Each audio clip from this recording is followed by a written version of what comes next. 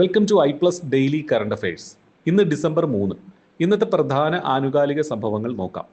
ഉയർന്ന നിലവാരമുള്ള ഇഞ്ചി ഉൽപ്പാദനവും സമീപ വർഷങ്ങളിൽ ഇഞ്ചി ഉൽപ്പാദനത്തിലെ ദ്രുതഗതിയിലുള്ള വളർച്ചയും അംഗീകരിച്ചുകൊണ്ട് മിസോറാമിനെ ഇന്ത്യയുടെ ഇഞ്ചി തലസ്ഥാനമായി നീതി ആയോഗ് ഔദ്യോഗികമായി പ്രഖ്യാപിച്ചു. 2025 ഇന്ത്യയിലെ ഏറ്റവും വീഗൻ സൗഹൃദ നഗരമായി കൊൽക്കത്തയെ പെറ്റ ഇന്ത്യ ഔദ്യോഗികമായി നാമകരണം ചെയ്തു.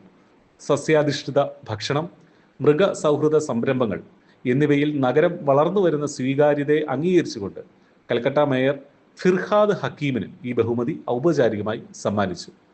കേരള ഗവർണറുടെ ഔദ്യോഗിക വസതിയായ രാജ്ഭവന്റെ പേര് ലോക് ഭവൻ അഥവാ ജനങ്ങളുടെ ഭവനം എന്ന് പുനർനാമകരണം ചെയ്തു. ബ്രിട്ടീഷ് കാലഘട്ടത്തിലെ പദാവലികൾ ഭരണ സംവിധാനത്തിൽ നിന്ന് ഒഴിവാക്കാനുള്ള കേന്ദ്ര സർക്കാർ തീരുമാനത്തെ തുടർന്നാണ് ഈ പുനർനാമകരണം. ഡെയിലി കറണ്ട് അഫയേഴ്സ് ലഭിക്കാൻ ഇപ്പോൾ തന്നെ ചാനൽ സബ്സ്ക്രൈബ് ചെയ്യും.